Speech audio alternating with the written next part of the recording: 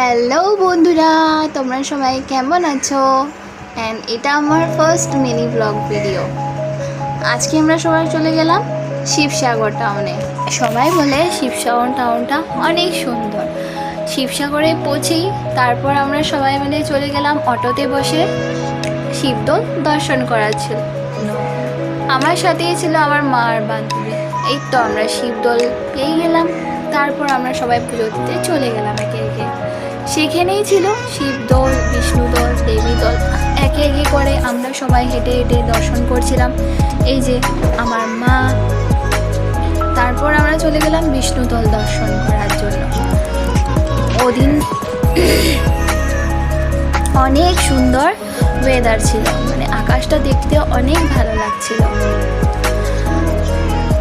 প্রচুর গরমও ছিল। তারপরে যে আমার মা, আমার বান্ধবী অনেক